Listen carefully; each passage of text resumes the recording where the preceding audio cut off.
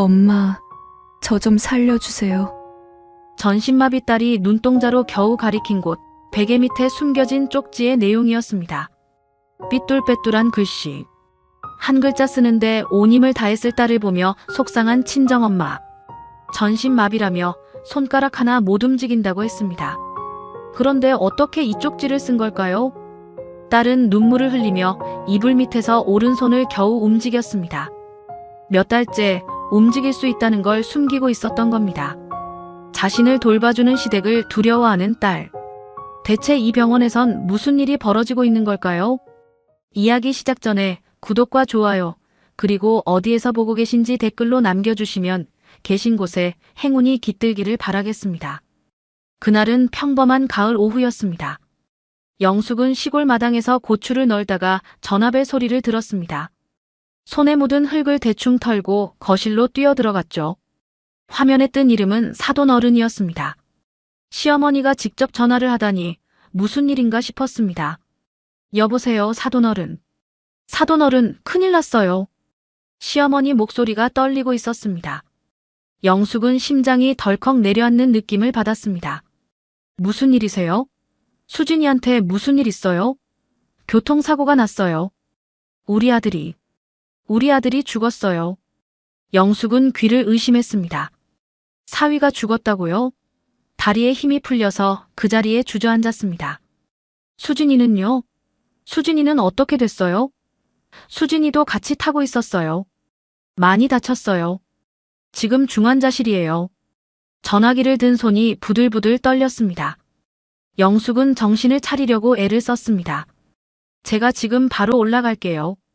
장례식장 어디예요? 아이고, 사돈어른. 안 오셔도 돼요. 지금 저희도 정신이 하나도 없어요. 시어머니가 다급하게 말했습니다. 수진이도 신경 써야 하고 장례도 치러야 하고 사돈어른까지 신경 쓸 여유가 없어요. 시골에서 여기까지 오시면 저희가 더 부담돼요.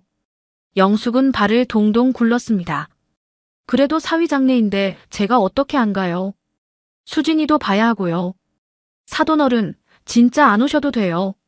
수진이는 중환자실이라 면회도 안 돼요. 장례는 저희끼리 간소하게 치를 거예요. 오시면 저희가 더 힘들어요. 시어머니 목소리에 단호함이 묻어났습니다. 영숙은 할 말을 잃었습니다. 사돈댁에서 오지 말라는데 억지로 갈 수도 없는 노릇이었죠. 그럼 수진이는요? 수진이 상태는 어때요? 아직 의식이 없어요. 의사 선생님이 당분간 안정이 필요하대요. 수진이 상태 좋아지면 바로 연락드릴게요. 그때 오세요. 영숙은 불안한 마음을 애써 누르고 시어머니 말을 따르기로 했습니다. 사돈어른, 수진이 부탁드려요. 제발 우리 딸 좀 살려주세요. 걱정 마세요. 제 자식처럼 돌볼게요. 우리 아들 떠나보냈는데 며느리까지 잃으면 안 되잖아요. 전화를 끊고 나서 영숙은 한참 동안 멍하니 앉아 있었습니다. 결혼한 지 겨우 3년 된 딸이었습니다. 아직 아이도 없는 새댁이었죠. 남편을 먼저 보내고 혼자 키운 외동딸인데 이런 일을 당하다니. 사위 장례식에도 못 가고 딸 얼굴도 못 보고. 영숙은 그날 밤 한숨도 자지 못했습니다. 며칠 뒤 딸에게서 문자가 왔습니다. 영숙은 화들짝 놀라며 휴대폰을 집어들었습니다. 엄마, 나 괜찮아. 시어머니가 잘 챙겨주셔. 영숙은 안도의 한숨을 내쉬었습니다. 문자를 보낼 수 있을 정도면 의식은 돌아온 거였습니다. 바로 전화를 걸었습니다. 하지만 딸은 받지 않았습니다. 대신 문자가 왔습니다. 엄마 목이 안 좋아서 통화 힘들어. 문자로 하자. 그럴 수 있다고 생각했습니다. 사고를 당했으니 목소리가 안 나올 수도 있죠. 영숙은 문자로 대화를 이어갔습니다. 많이 아프니? 엄마가 올라갈까? 아니야, 엄마. 나 괜찮아. 시어머니가 매일 와서 돌봐주셔. 영숙은 고마운 마음이 들었습니다. 아들을 잃은 충격에 시어머니도 힘들 텐데 며느리까지 챙기고 있으니까요. 그렇게 일주일이 지나고 한 달이 지났습니다. 딸에게서 문자는 꾸준히 왔습니다. 그런데 이상한 점이 하나둘씩 느껴지기 시작했습니다. 엄마, 오늘 죽 먹었어요. 시어머니가 직접 끓여주셨어요. 하트. 영숙은 문자를 보고 고개를 갸웃거렸습니다. 우리 수진이가 이렇게 문자를 하던 애였나? 하트라니 평소 성격과 너무 달랐습니다. 며칠 뒤 또 문자가 왔습니다. 엄마, 저 요즘 너무 잘 지내고 있어요. 시어머니가 정말 잘 챙겨주셔서 감사해요. 영숙은 예전 문자들을 꺼내서 비교해봤습니다. 결혼 전 수진이가 보낸 문자는 이랬습니다. 응, 알겠어. 바빠 끊어. 엄마 나중에 연락할게. 무뚝뚝하고 짧은 문체. 원래 수진이는 그런 애였습니다. 애정 표현도 잘 안 하고 이모티콘도 거의 안 쓰는 딸이었죠. 그런데 시어머니가 잘해주신다고요? 결혼하고 나서 시어머니 험담은 해도 칭찬은 한 번도 안 하던 애였습니다. 명절마다 전화해서 시어머니 흉을 보던 게 수진이었거든요. 영숙은 이상한 느낌을 지울 수 없었습니다. 그래서 영상통화를 요청했습니다. 수진아, 얼굴 좀 보자. 영상통화하자. 답장이 왔습니다. 엄마 지금 얼굴이 많이 부어서 보여주기 싫어요. 좀 나으면 할게요. 일주일 뒤 다시 요청했습니다. 이번에도 거절이었습니다. 엄마 아직 얼굴이 안 좋아요. 창피해서 못 보여줘요. 한 달이 지나도 마찬가지였습니다. 영상통화는 계속 피하고 전화도 받지 않았습니다. 오직 문자로만 연락이 됐습니다. 영숙의 불안감이 점점 커졌습니다. 그러던 어느 날 결정적인 문자가 왔습니다. 엄마 올라오지 마세요. 제가 다 나으면 제가 내려갈게요. 시어머니도 잘 챙겨주시니까 걱정 마세요. 하트. 영숙은 그 문자를 보고 한참을 멍하니 앉아 있었습니다. 사고 나고 석 달이 넘도록 한 번도 오라고 한 적이 없었습니다. 보고 싶다는 말도 없었죠. 엄마한테 이렇게 하는 게 정상인가요? 아무리 시어머니가 잘해줘도 친정엄마가 보고 싶을 법하잖아요. 영숙은 혼잣말을 했습니다. 우리 수진이가 이렇게 문자하는 애가 아닌데. 그날 밤 영숙은 시어머니에게 전화를 걸었습니다. 사돈어른, 제가 한번 올라가 볼게요. 수진이 얼굴 좀 보고 싶어서요. 시어머니 목소리가 급해졌습니다. 아이고 사돈어른, 안 오셔도 돼요. 제가 잘하고 있는데요. 수진이가 아직 많이 안 좋아서 면회도 제안하고 있어요. 오셔도 못 만나실 거예요. 영숙은 물러서지 않았습니다. 그래도요. 딸인데 얼굴이라도 한번 보고 싶어요. 석 달이 넘도록 못 봤잖아요. 전화기 너머로 짧은 침묵이 흘렀습니다. 시어머니가 한숨을 쉬는 소리가 들렸습니다. 그럼 제가 병원에 말해 놓을게요. 전화를 끊고 나서 영숙은 이상한 기분이 들었습니다. 왜 이렇게 안 오게 하려고 하는 걸까요? 며느리 친정어머니가 문병 오겠다는데 왜 이렇게 말리는 걸까요? 불안한 마음이 가시지 않았습니다. 다음 날 아침 영숙은 짐을 쌌습니다. 옷 몇 벌이랑 딸 좋아하는 과일을 챙겼습니다.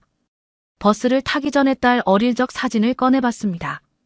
남편이 일찍 세상을 떠나고 혼자 키운 딸이었습니다. 새벽부터 밤까지 일하면서 대학까지 보냈습니다.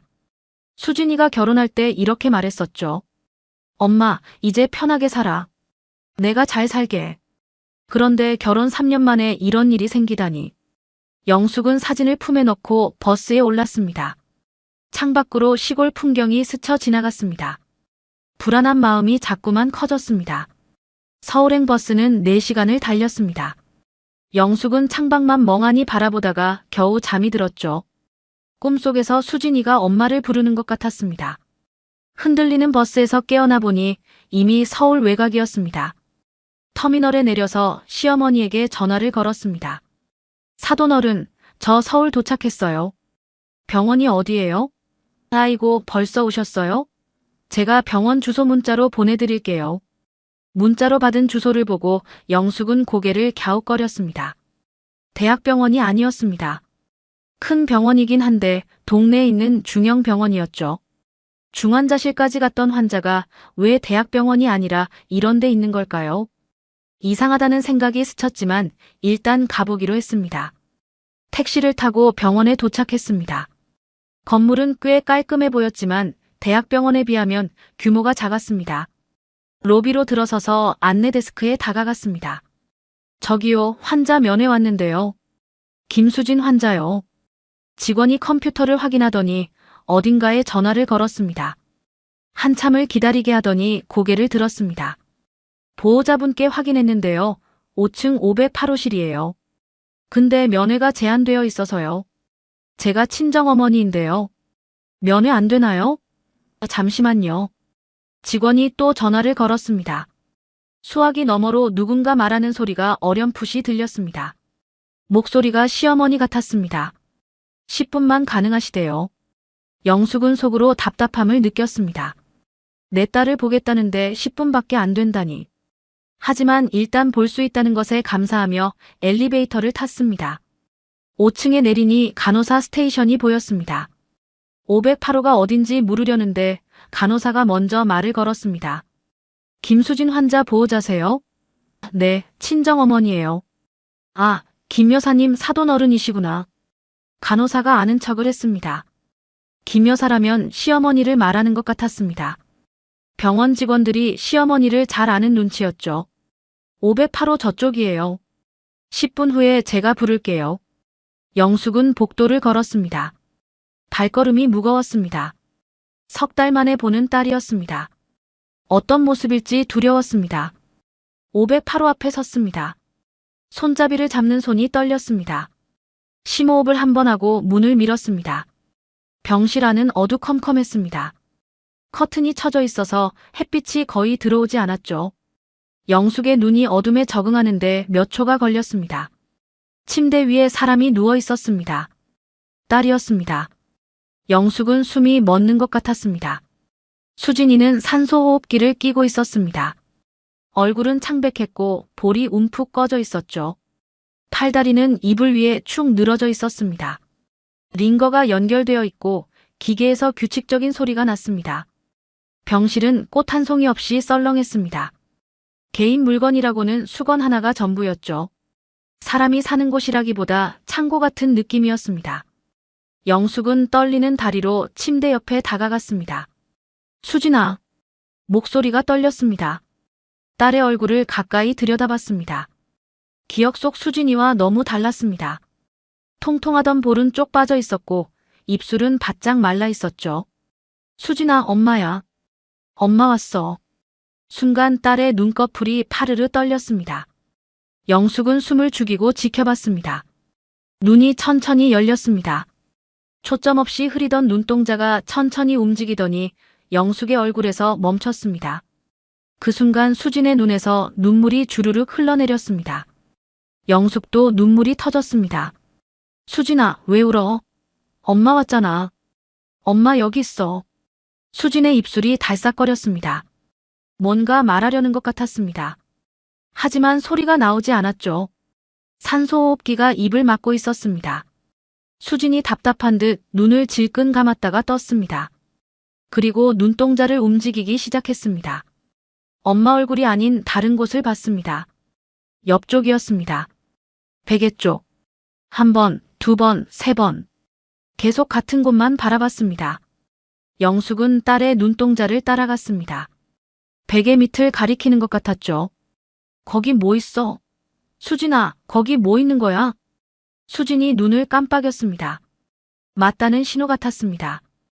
영숙은 조심스럽게 손을 뻗어 베개 밑을 더듬었습니다. 손끝에 뭔가 닿았습니다. 종이 같은 느낌이었죠. 작게 접혀서 베개 밑 깊숙이 숨겨져 있었습니다. 종이를 꺼내 펼쳤습니다. 삐뚤빼뚤한 글씨가 적혀 있었습니다. 겨우 알아볼 수 있을 정도였죠. 한 글자 한 글자 온 힘을 다해 눌러 쓴 흔적이 역력했습니다. 엄마 저 좀 살려주세요. 영숙은 그 자리에서 얼어붙었습니다. 심장이 쿵 하고 내려앉는 느낌이었습니다. 손이 부들부들 떨려서 종이를 놓칠 뻔했습니다. 살려달라니. 이게 무슨 뜻인가요? 영숙은 고개를 들어 딸을 바라봤습니다. 수진의 눈에서 눈물이 쉴 새 없이 흘러내리고 있었습니다. 그리고 아주 미세하게, 정말 미세하게 고개를 끄덕였습니다. 내가 쓴 거 맞아. 그런 신호였습니다. 영숙의 머릿속이 하얘졌습니다. 전신마비라고 했습니다. 손가락 하나 못 움직인다고 했죠. 그런데 이 쪽지는 어떻게 쓴 걸까요? 수진아, 이거 네가 쓴 거야? 어떻게 쓴 거야? 수진이 눈으로 대답했습니다. 눈동자가 아래쪽으로 움직였죠. 이불 쪽. 영숙이 이불 끝을 살짝 들추자 수진의 오른손이 보였습니다. 그 손이 아주 천천히 겨우 움직이고 있었습니다. 손가락이 꼼지락거리고 있었죠. 영숙은 충격을 받았습니다. 움직이잖아. 전신마비가 아니었어. 바로 그때 병실 문이 벌컥 열렸습니다. 영숙이 화들짝 놀라 뒤를 돌아봤습니다. 시어머니가 문 앞에 서 있었습니다. 어머, 사돈어른 오셨네요. 연락을 주시지. 환하게 웃는 얼굴이었습니다. 영숙은 반사적으로 쪽지를 손 안에 꼭 쥐었습니다. 주머니에 넣으려는 찰나 수진 쪽을 흘끗 봤습니다. 수진이 눈을 질끈 감고 있었습니다. 아까까지 울며 눈을 맞추던 딸이 갑자기 죽은 사람처럼 꼼짝도 안 했습니다. 마치 의식이 없는 것처럼 보이려고 일부러 그러는 것 같았죠. 시어머니가 침대 옆으로 다가왔습니다. 영숙의 등골이 서늘해졌습니다. 우리 수진이 오늘 컨디션이 안 좋네요. 사돈어른 오셨는데 눈도 못 뜨고. 시어머니가 수진의 이마를 쓸어 넘겼습니다. 자상한 시어머니의 모습이었죠. 하지만 영숙의 손에는 딸이 목숨 걸고 쓴 쪽지가 쥐어져 있었습니다. 사돈어른, 차라도 한잔 하시죠. 제가 근처에 단골 카페가 있어요. 시어머니가 영숙의 팔을 잡았습니다. 병실에서 데리고 나가려는 것 같았습니다. 영숙은 쪽지를 꽉 쥔 채 마지막으로 딸을 돌아봤습니다. 수지는 여전히 눈을 감고 꼼짝도 안 하고 있었습니다. 하지만 감긴 눈 사이로 눈물이 한 줄기 흘러내리는 게 보였습니다. 병실 문이 닫혔습니다. 복도를 걸으면서 영숙은 주머니 속 쪽지를 만졌습니다. 손가락 끝에 종이의 질감이 느껴졌습니다. 엄마 저 좀 살려주세요. 그 글귀가 머릿속에서 떠나지 않았습니다. 대체 무슨 일이 벌어지고 있는 걸까요? 왜 딸은 시어머니 앞에서 죽은 척을 하는 걸까요? 영숙은 알아야 했습니다. 이 병원에서 딸에게 무슨 일이 벌어지고 있는지, 그리고 딸이 왜 그토록 두려워하고 있는지. 시어머니와 카페에 앉았지만 영숙은 아무 말도 귀에 들어오지 않았습니다. 커피잔을 손으로 감싸고 있었지만 따뜻한 줄도 몰랐죠. 머릿속에는 온통 딸이 쓴 쪽지 생각뿐이었습니다. 사돈어른, 수진이 많이 좋아지고 있어요. 걱정 마세요. 시어머니가 웃으며 말했습니다. 영숙은 고개를 끄덕였지만 대답은 하지 않았습니다. 주머니 속에 쪽지가 들어 있었습니다. 그 종이가 손바닥에 눌리는 느낌이 계속 신경 쓰였죠. 요즘은 눈도 가끔 뜨고 반응도 있어요. 의사 선생님도 좋아지고 있다고 하시더라고요. 영숙은 속으로 생각했습니다. 좋아지고 있다고요? 그런데 왜 딸은 살려달라고 쪽지를 썼을까요? 사돈어른, 오늘은 푹 쉬시고 내일 다시 오세요. 제가 근처에 괜찮은 모텔 알아봐 드릴게요. 시어머니가 자리에서 일어났습니다. 영숙은 시어머니를 따라 카페를 나왔습니다. 인사를 하고 헤어지는데 시어머니가 한마디 덧붙였습니다. 사돈어른, 수진이 많이 힘들어하니까 면회는 짧게 하시는 게 좋을 것 같아요. 그 말이 이상하게 들렸습니다. 면회를 짧게 하라니. 딸인데 오래 보면 안 되나요? 모텔에 짐을 풀고 영숙은 쪽지를 꺼냈습니다. 불빛 아래서 다시 읽어봤습니다. 엄마 저 좀 살려주세요. 삐뚤빼뚤한 글씨. 힘겹게 쓴 흔적이 역력했습니다.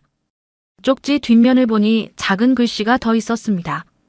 처음에는 보지 못했던 부분이었죠. 팔 움직여요. 숨기고 있어요. 말도 할 수 있어요. 산소호흡기 필요 없어요. 영숙은 눈을 의심했습니다. 팔이 움직인다고요? 말도 할 수 있다고요? 산소호흡기가 필요 없다고요? 머리가 하얘지는 것 같았습니다. 그렇다면 딸은 왜 산소호흡기를 끼고 있는 걸까요? 왜 말을 안 하고 있는 걸까요? 왜 움직일 수 있는데 전신마비인 척하고 있는 걸까요? 영숙은 밤새 잠을 이루지 못했습니다. 천장만 바라보며 생각에 생각을 거듭했죠. 딸이 왜 숨기고 있는지 이해할 수 없었습니다. 하지만 한 가지는 분명했습니다. 딸이 누군가를 두려워하고 있다는 것. 다음 날 아침 영숙은 다시 병원을 찾았습니다. 간호사 스테이션에서 면회를 요청했습니다. 김수진 환자 보호자인데요. 면회하러 왔어요. 잠시만요. 간호사가 어딘가에 전화를 걸었습니다. 한참을 기다리더니 고개를 저었습니다. 죄송한데요. 오늘은 면회가 어렵대요. 왜요? 어제는 됐잖아요. 보호자분이 당분간 면회를 자제해달라고 하셨어요. 영숙은 가슴이 답답했습니다. 보호자라면 시어머니를 말하는 거였죠. 친정어머니인 자신은 보호자가 아니라는 겁니까? 저도 보호자예요. 친정어머니라고요. 죄송해요. 등록된 보호자분 허락이 있어야 해요. 영숙은 더 따지고 싶었지만 소용없을 것 같았습니다. 병원 전체가 시어머니 편인 느낌이었거든요. 일단 물러났습니다. 병원 1층 로비에 앉아서 생각했습니다. 어떻게 해야 딸을 다시 볼 수 있을까요? 시어머니가 막으면 방법이 없는 걸까요? 그때 엘리베이터에서 사람이 내렸습니다. 젊은 남자였습니다. 얼굴을 보니 낯이 익었죠. 사위 동생, 그러니까 시동생이었습니다. 영숙은 반사적으로 고개를 숙였습니다. 기둥 뒤에 몸을 숨겼죠. 시동생은 영숙을 보지 못하고 지나갔습니다. 전화 통화를 하면서 걸어가고 있었습니다. 응, 친정어머니 왔다 갔대. 어머니가 면회 막으셨어. 영숙의 귀가 쫑긋해졌습니다. 자기 얘기를 하는 거였습니다. 걱정 마. 형수는 전신마비잖아. 어차피 아무것도 못해. 이 상태로만 유지하면 돼. 영숙은 발걸음을 멈추고 귀를 기울였습니다. 시동생이 계속 말했습니다. 약도 잘 들어가고 있고 의사 선생님한테도 다 말해놨어. 재활은 시키지 말라고. 영숙의 심장이 쿵쾅거렸습니다. 재활을 시키지 말라고요? 회복할 수 있는 환자한테 왜 재활을 안 시키는 걸까요? 시동생이 병원 밖으로 나갔습니다. 영숙은 기둥 뒤에서 나와 한참을 서 있었습니다. 다리가 후들거려서 걸을 수가 없었죠. 시댁에서는 수진이가 전신마비인 줄 알고 있었습니다. 움직일 수 있다는 사실은 영숙과 수진 둘만 아는 비밀이었죠. 수진이는 시댁이 무서워서 일부러 숨기고 있었던 겁니다. 영숙은 답을 찾아야 했습니다. 점심때쯤 간호사들이 교대하는 틈을 노렸습니다. 5층으로 올라가서 복도 끝에 숨었죠. 간호사들이 스테이션을 비운 사이 빠르게 508호로 향했습니다. 문을 살짝 열고 들어갔습니다. 수진이가 눈을 뜨고 있었습니다. 영숙이 들어오는 걸 보자마자 눈에 눈물이 고였죠. 수진아, 엄마야. 영숙이 재빨리 다가갔습니다. 수진의 손을 잡았습니다. 차가운 손이었지만 손가락이 미세하게 움직이는 게 느껴졌습니다. 수진아, 빨리 말해. 시간 없어. 대체 무슨 일이야? 수진이 입술을 달싹거렸습니다. 하지만 산소호흡기 때문에 소리가 나오지 않았죠. 대신 오른손으로 영숙의 손바닥에 글씨를 쓰기 시작했습니다. 천천히 한 글자씩. 영숙은 손바닥에 느껴지는 감각에 집중했습니다. 산, 소, 호, 흡, 기. 영숙이 고개를 끄덕였습니다. 필, 업, 또 끄덕였습니다. 약, 때, 문, 에. 영숙이 눈을 크게 떴습니다. 힘, 업, 수진이 손을 멈췄습니다. 힘이 빠진 것 같았죠. 그 짧은 글자들을 쓰는데도 온 힘을 다한 모양이었습니다. 영숙은 머릿속으로 정리했습니다. 산소호흡기가 필요 없다. 약 때문에 힘이 없다. 그렇다면 산소호흡기는 왜 씌워놓은 걸까요? 약은 왜 주는 걸까요? 필요 없는 걸 왜 하고 있는 걸까요? 수진아, 시어머니가 그러는 거야? 수진이 눈을 감았다 떴습니다. 맞다는 신호였죠. 왜 그러는 거야? 수진이 다시 손바닥에 글씨를 쓰려고 했습니다. 하지만 그때 복도에서 발소리가 들렸습니다. 또각또각 구두 소리였죠. 영숙이 화들짝 놀라 손을 놓았습니다. 수진은 재빨리 눈을 감고 축 늘어졌습니다. 아까처럼 의식 없는 환자처럼 보이려고 하는 거였죠. 영숙은 침대 옆 커튼 뒤로 몸을 숨겼습니다. 병실 문이 열렸습니다. 간호사가 들어와 링거를 확인하고 나갔습니다. 영숙은 가슴을 쓸어내렸습니다. 다행히 발각되지 않았죠. 커튼 뒤에서 나와 다시 수진에게 다가갔습니다. 수진아, 엄마가 꼭 꺼내줄게. 조금만 참아. 수진의 눈가에 눈물이 맺혔습니다. 입술이 움직였습니다. 소리는 나지 않았지만 모양은 알아볼 수 있었죠. 엄마. 영숙은 눈물을 삼키며 병실을 나왔습니다. 복도를 걸으면서 주먹을 꽉 쥐었습니다. 딸은 스스로 움직일 수 있었습니다. 말도 할 수 있었죠. 하지만 시댁에서 일부러 산소호흡기를 씌우고 약을 넣어서 힘을 빼놓고 있었습니다. 그리고 시댁은 수진이가 전신마비인 줄로만 알고 있었습니다. 수진이는 그게 무서워서 움직일 수 있다는 걸 들킬까봐 숨기고 있었던 겁니다. 왜 그러는 걸까요? 시댁은 대체 무슨 목적이 있는 걸까요? 영숙은 아직 모르는 게 많았습니다. 하지만 한 가지는 확실했습니다. 딸이 위험에 처해 있다는 것. 그리고 그 위험의 중심에 시어머니가 있다는 것. 병원 밖으로 나오면서 영숙은 다짐했습니다. 반드시 진실을 알아내겠다고. 그리고 반드시 딸을 구해내겠다고. 병원을 나온 영숙은 한참을 걸었습니다. 어디로 가는지도 모르고 그냥 걸었죠. 머릿속이 복잡했습니다. 딸이 왜 저런 상황에 처해 있는지 이해할 수가 없었습니다. 모텔로 돌아와서 침대에 앉았습니다. 쪽지를 다시 꺼내봤습니다. 삐뚤빼뚤한 글씨가 눈에 밟혔죠. 엄마 저 좀 살려주세요. 영숙은 결심했습니다. 시어머니를 직접 만나서 따져야겠다고. 이렇게 숨기고만 있으면 아무것도 해결되지 않을 거였습니다. 다음 날 아침 영숙은 시어머니 집을 찾아갔습니다. 병원에서 들은 주소를 내비게이션에 찍고 택시를 탔죠. 아파트 단지 앞에 내려서 동과 호수를 확인했습니다. 엘리베이터를 타고 올라가는 동안 심장이 쿵쾅거렸습니다. 초인종을 눌렀습니다.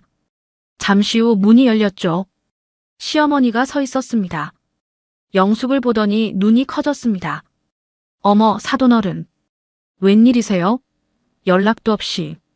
드릴 말씀이 있어서요. 들어가도 될까요? 시어머니가 잠깐 망설이는 기색이었습니다. 하지만 곧 문을 열어주었죠.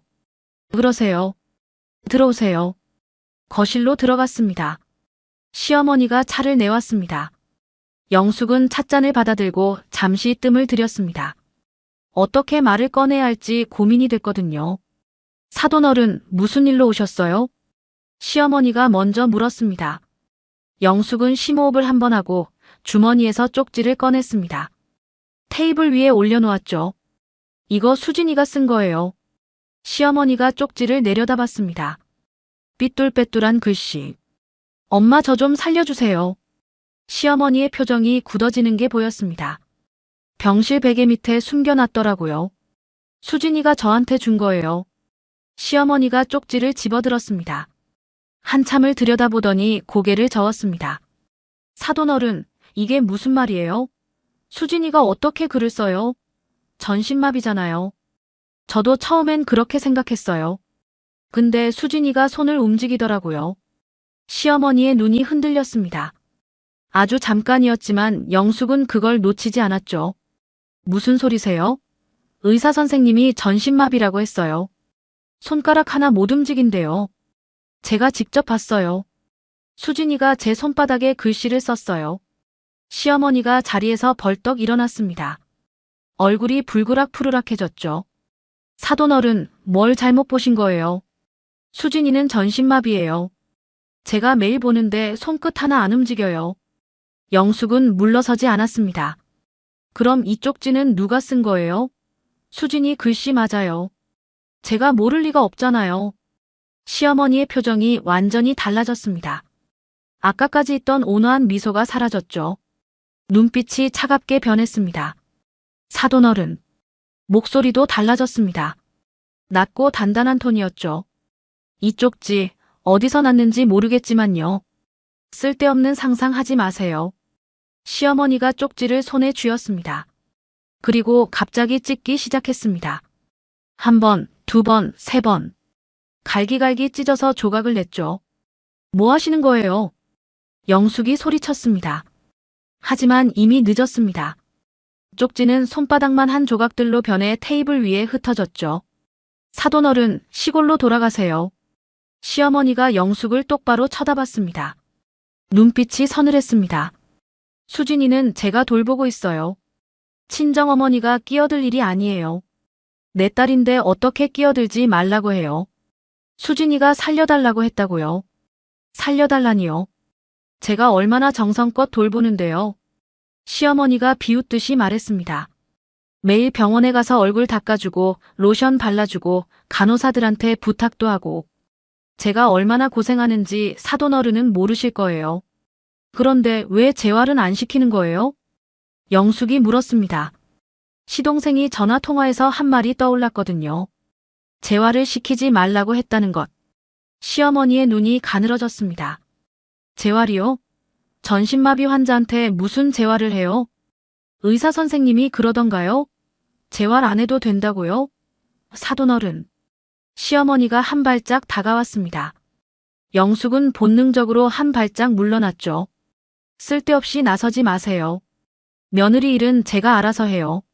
시어머니의 목소리가 더 낮아졌습니다. 우리 아들이 죽었어요. 그 재산이 누구 거게요? 영숙은 심장이 덜컥 내려앉았습니다. 재산이라고요? 갑자기 재산 얘기는 왜 나오는 걸까요? 재산이요? 그게 지금 무슨 상관이에요? 사돈어른은 모르셔도 돼요. 그냥 시골 내려가셔서 농사나 지으세요. 시어머니가 현관 쪽으로 걸어갔습니다. 문을 열고 기다렸죠. 나가라는 뜻이었습니다. 사돈어른, 병원에도 당분간 오지 마세요. 수진이한테 자극이 돼요. 영숙은 어이가 없었습니다. 친정어머니가 오는 게 자극이 된다고요? 내 딸 보겠다는데 왜 막는 거예요? 수진이 상태가 안 좋아요. 면회가 많으면 힘들어해요. 시어머니의 눈빛이 날카로웠습니다. 더 이상 논쟁해봐야 소용없을 것 같았습니다. 영숙은 일단 나오기로 했습니다. 현관을 나서는데 시어머니가 등 뒤에서 말했습니다. 사돈어른, 괜히 나서시면 좋을 거 없어요. 그냥 조용히 계세요. 문이 쾅 닫혔습니다. 영숙은 복도에 서서 한참을 멍하니 있었습니다. 방금 무슨 일이 벌어진 걸까요? 시어머니가 완전히 다른 사람 같았습니다. 엘리베이터를 타고 내려오는데 손이 떨렸습니다. 아파트 단지를 빠져나오면서 뒤를 돌아봤습니다.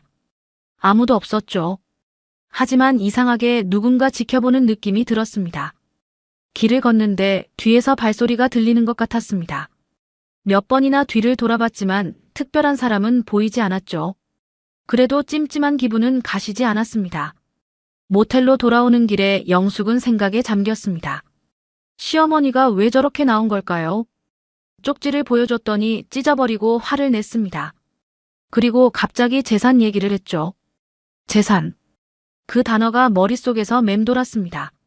사위가 죽었으니 재산은 배우자인 수진이에게 갈 거였습니다. 그런데 수진이가 전신마비라면, 스스로 재산을 관리할 수 없는 상태라면, 그럼 누가 그 재산을 관리하게 되는 걸까요? 영숙은 등골이 서늘해지는 걸 느꼈습니다. 설마 그래서 수진이를 저렇게 가둬놓은 걸까요? 모텔에 도착해서 문을 잠갔습니다. 침대에 앉아서 쪽지 조각들이 떠올랐습니다. 시어머니가 찢어버린 그 쪽지.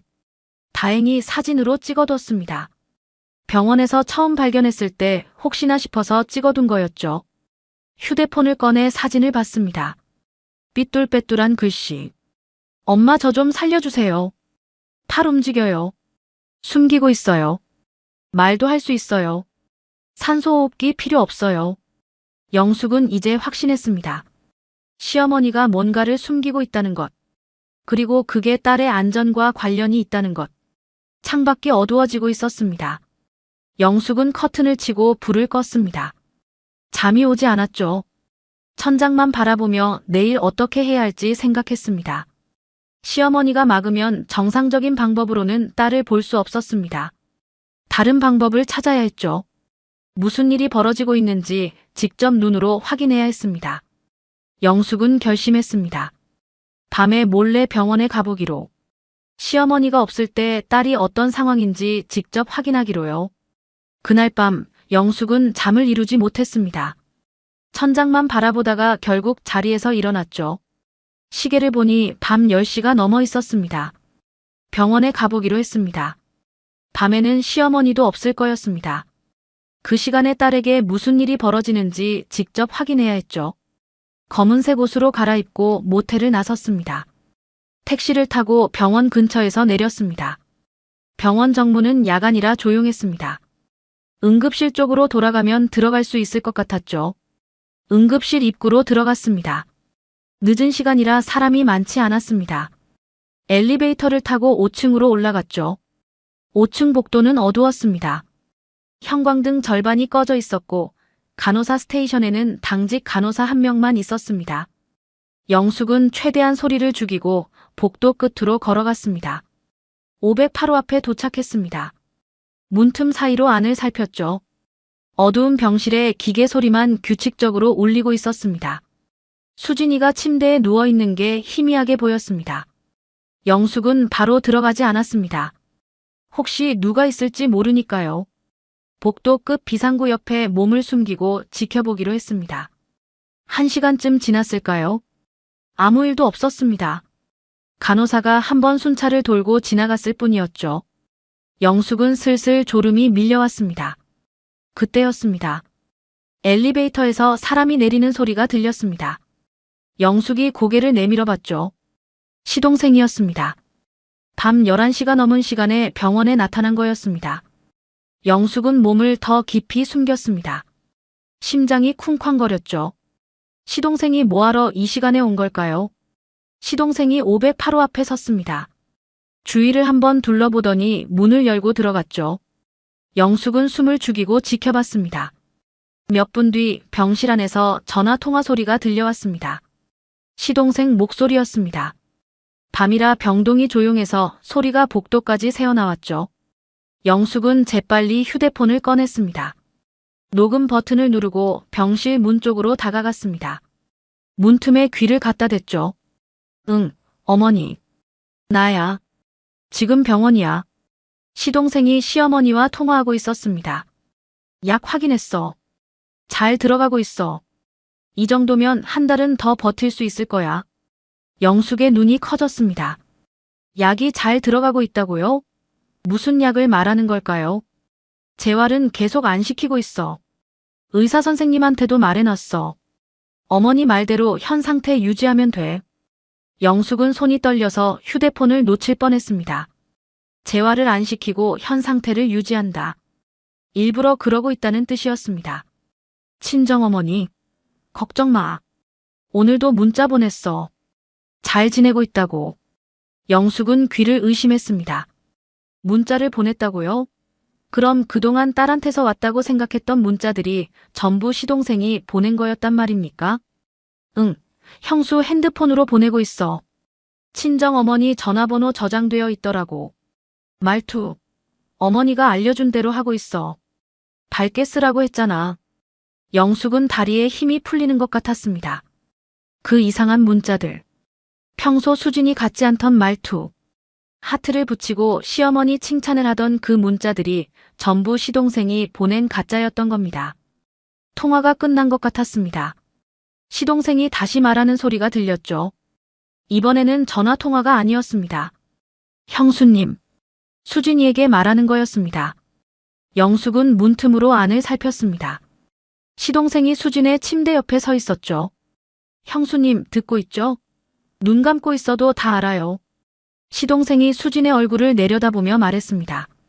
괜히 발버둥 치지 마세요. 어차피 여기서 못 나가요. 영숙은 주먹을 꽉 쥐었습니다. 치가 떨렸죠. 형수님이 뭘 어쩌겠어요? 말도 못하고 움직이지도 못하고 그냥 가만히 누워 계세요. 그게 형수님한테도 좋아요. 시동생이 링거줄을 손으로 만졌습니다. 이 약 덕분에 편하게 있는 거예요. 안 그러면 더 힘들어질 텐데. 영숙은 분노가 치밀어 올랐습니다. 당장 뛰어들어가서 시동생 멱살을 잡고 싶었습니다. 하지만 참았죠. 지금 들키면 안 됐습니다. 증거를 더 모아야 했습니다. 시동생이 침대 옆 차트를 확인하더니 뭔가를 적었습니다. 그리고 병실을 나왔죠. 복도를 지나 엘리베이터 쪽으로 걸어갔습니다. 영숙은 비상구 뒤에 숨어서 시동생이 사라질 때까지 기다렸습니다. 엘리베이터 문이 닫히는 소리가 들렸습니다. 영숙은 조심스럽게 508호로 들어갔습니다. 수진이 눈을 뜨고 있었습니다. 눈가에 눈물이 흘러내리고 있었죠. 수진아.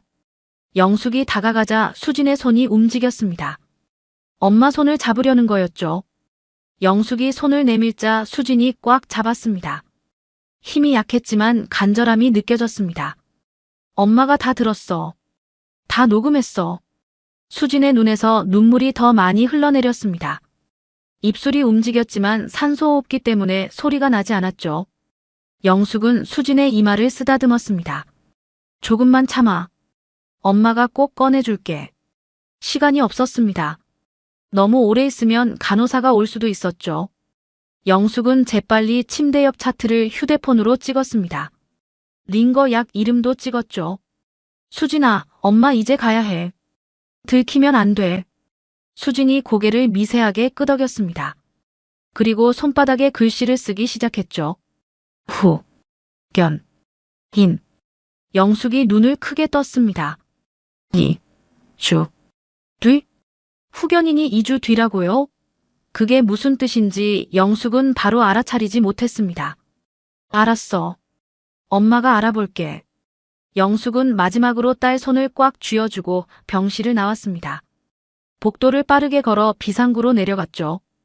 병원을 빠져나올 때까지 심장이 터질 것 같았습니다. 모텔로 돌아온 영숙은 녹음 파일을 들어봤습니다. 시동생 목소리가 또렷하게 녹음되어 있었습니다. 약 확인했어. 잘 들어가고 있어. 재활은 계속 안 시키고 있어. 친정어머니한테 문자 보냈어. 형수 핸드폰으로. 영숙은 휴대폰을 꽉 쥐었습니다. 증거가 생겼습니다. 시댁에서 딸에게 무슨 짓을 하고 있는지 확실한 증거가요. 그리고 수진이가 마지막에 쓴 글자가 떠올랐습니다. 후견인 2주 뒤. 그게 대체 무슨 뜻일까요? 영숙은 휴대폰으로 검색을 시작했습니다. 성년 후견인. 그 단어를 치자 여러 정보가 나왔죠. 심신상실 상태인 사람의 재산을 대신 관리하는 제도. 후견인이 되면 그 사람의 재산을 마음대로 쓸 수 있다. 영숙의 손이 떨렸습니다. 이제 알 것 같았습니다. 시어머니가 왜 수진이를 저렇게 가둬놓고 있는지. 수진이가 심신상실 상태로 인정되면 시어머니가 후견인이 될 수 있었습니다. 그러면 사위 재산, 수진이 재산, 보험금까지 전부 시어머니 손에 들어가는 거였죠. 그래서 재활을 안 시키고 있었던 겁니다. 그래서 필요 없는 산소호흡기를 씌우고 약을 넣어서 힘을 빼놓고 있었던 거였습니다. 딸이 정신을 차리면 안 되니까요. 영숙은 분노로 온몸이 떨렸습니다. 2주 뒤면 후견인 심사가 있다는 뜻이었습니다. 그 전에 수진이를 꺼내지 않으면 영영 늦을 수도 있었죠. 시간이 없었습니다. 영숙은 밤새 잠을 자지 못하고 다음날 어떻게 해야 할지 계획을 세웠습니다. 밤새 잠을 설친 영숙은 아침 일찍 일어났습니다. 휴대폰을 들고 다시 한번 검색을 해봤죠. 성년 후견인 제도에 대해 더 자세히 알아야 했습니다. 검색 결과를 읽으면서 영숙은 점점 얼굴이 굳어졌습니다. 성년 후견인이 되면 그 사람의 재산을 전부 관리할 수 있었습니다. 은행 계좌도 부동산도 보험금도 전부요. 후견인 마음대로 쓸 수 있는 거였죠. 사위가 죽으면서 남긴 재산이 얼마나 될까요? 수진이한테서 들은 적이 있었습니다. 사위가 큰 회사 과장이었고 아파트도 부부 공동 명의로 한 채 있었죠. 사고 나면 보험금도 나올 거였습니다. 영숙은 계산기를 두드려 봤습니다. 아파트 시세가 10억은 넘을 거였습니다. 보험금도 몇 억은 될 테고요. 합치면 어마어마한 돈이었죠. 시어머니가 그 돈을 노리고 있었던 겁니다. 수진이를 심신상실 상태로 만들어서 후견인이 되면 그 돈을 전부 가져갈 수 있었죠. 그래서 필요 없는 산소호흡기를 씌우고 약을 넣어서 힘을 빼놓고 있었던 거였습니다. 영숙은 분노로 손이 떨렸습니다. 자기 아들이 죽었는데 며느리 재산을 뺏으려고 이런 짓을 하다니. 사람이 어떻게 이럴 수 있는 걸까요? 그때 휴대폰이 울렸습니다. 모르는 번호였죠. 영숙은 잠깐 망설이다가 받았습니다. 여보세요? 아무 말이 없었습니다. 숨소리만 들렸죠. 영숙이 다시 물었습니다. 여보세요? 누구세요? 뚝. 전화가 끊어졌습니다. 영숙은 찜찜한 기분이 들었습니다. 누가 건 전화일까요? 잠시 뒤 문자가 왔습니다. 역시 모르는 번호였죠. 시골로 돌아가세요. 영숙은 심장이 덜컥 내려앉았습니다. 협박 문자였습니다. 누가 보낸 걸까요? 시어머니? 아니면 시동생? 또 문자가 왔습니다. 여기 일에 끼어들면 좋을 거 없습니다. 영숙의 손이 떨렸습니다. 하지만 물러설 수 없었죠. 딸이 저 병원에서 갇혀 있는데 어떻게 시골로 돌아갑니까? 영숙은 문자에 답장을 보내지 않았습니다. 대신 화면을 캡처해서 저장해뒀죠. 이것도 증거가 될 수 있을 거였습니다. 밖으로 나가서 점심을 먹으려는데 이상한 느낌이 들었습니다. 모텔 앞에 검은 차가 한 대 서 있었죠. 안에 남자가 앉아 있었습니다. 영숙과 눈이 마주치자 고개를 돌렸죠. 영숙은 모른 척하고 길을 걸었습니다. 하지만 뒤에서 발소리가 따라오는 것 같았습니다. 몇 번 뒤를 돌아봤지만 특별한 사람은 보이지 않았죠. 그래도 찜찜한 기분은 가시지 않았습니다. 식당에 들어가서 밥을 먹는 동안에도 창밖을 계속 살폈습니다. 아까 그 차가 식당 근처에 와 있는 것 같았죠. 확실하지는 않았지만요. 영숙은 무서웠습니다. 하지만 포기할 수 없었죠. 딸이 2주 뒤면 완전히 시어머니 손에 넘어갈 수도 있었습니다. 그 전에 뭔가를 해야 했습니다. 모텔로 돌아와서 방 안에 앉아 있는데 또 전화가 울렸습니다. 이번에도 모르는 번호였죠. 영숙은 받지 않았습니다. 몇 분 뒤 다시 울렸습니다. 같은 번호였죠. 또 받지 않았습니다. 세 번째 전화가 왔을 때 영숙은 짜증이 났습니다. 전화를 받아서 소리쳤죠. 뭐예요? 왜 자꾸 전화해요? 저 사돈 어른 맞으시죠? 여자 목소리였습니다. 젊은 목소리였죠. 시어머니도 아니고 시동생도 아니었습니다. 누구세요? 저 수진 씨 시누이예요. 영숙은 깜짝 놀랐습니다. 시누이라고요? 사위 누나 말입니까? 시누이요? 네. 저 사돈 어른한테 드릴 말씀이 있어서요. 직접 만나서 얘기하고 싶은데요. 영숙은 경계심이 들었습니다. 시댁 사람이잖아요. 시어머니 편이 아닐까요? 함정일 수도 있었죠. 무슨 일이신데요?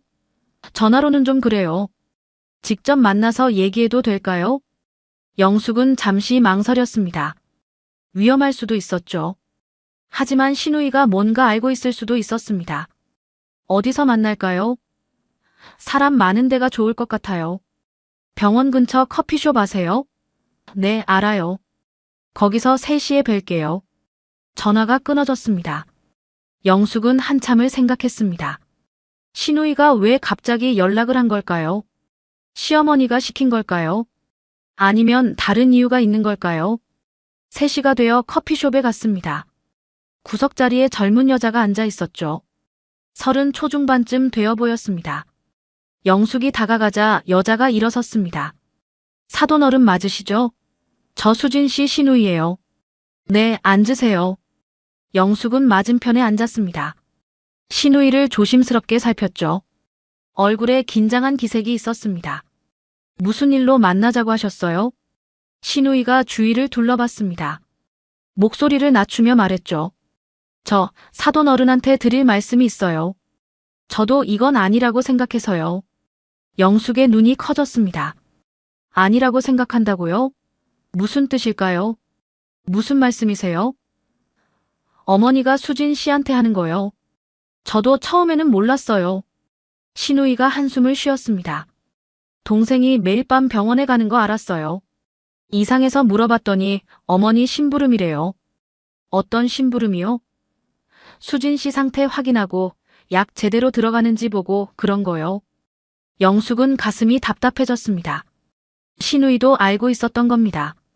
그리고 동생이 수진 씨 핸드폰으로 문자 보내는 것도 봤어요. 친정어머니한테요. 영숙은 주먹을 꽉 쥐었습니다. 역시 그랬던 겁니다. 왜 그러는지 아세요? 재산 때문이에요. 시누이가 눈을 내리깔았습니다. 동생이 죽으면서 남긴 재산이 꽤 많아요. 아파트도 있고 보험금도 있고요. 원래는 수진 씨한테 다 가는 건데 수진 씨가 심신상실이면 후견인한테 가잖아요. 그래서 일부러 저렇게 해놓은 거예요? 네. 2주 뒤에 후견인 심사가 있어요. 어머니가 후견인 신청해놨거든요. 영숙은 분노로 몸이 떨렸습니다. 알고 있던 사실이었지만 직접 확인하니 더 화가 났습니다. 그런데 왜 저한테 이런 얘기를 하세요? 어머니 편 아니에요? 신우이가 고개를 저었습니다. 저 어머니 편 아니에요. 솔직히 말하면요. 신우이가 눈물을 글썽였습니다. 저희 어머니가 평생 동생만 챙겼어요. 저한테는 관심도 없었죠. 동생한테만 돈 대주고 아파트도 동생 명의로 해주고요. 저한테는 한 푼도 안 줬어요. 영숙은 조용히 들었습니다. 그래도 어머니니까 참았어요. 근데 이건 너무 심한 거잖아요. 수진 씨가 뭔 죄예요? 동생 죽은 것도 억울한데 저렇게 가둬놓고 재산 뺏으려고 하는 게 말이 돼요? 신우이가 눈물을 닦았습니다. 저도 이건 못 봐주겠어요. 그래서 사돈 어른한테 연락한 거예요. 영숙은 신우이 손을 잡았습니다. 진심인 것 같았죠. 고마워요. 솔직하게 말해줘서. 사돈 어른, 제가 도와드릴게요. 어머니가 뭘 하는지 다 알고 있어요. 증거도 있어요. 신우이가 가방에서 서류를 꺼냈습니다. 후견인 신청서 사본이었죠. 그리고 병원 기록도 있었습니다. 이거 동생 방에서 몰래 복사해 온 거예요. 재활 치료 중단시킨 기록이랑 약물 처방 기록이에요. 영숙은 서류를 받아들었습니다. 손이 떨렸죠.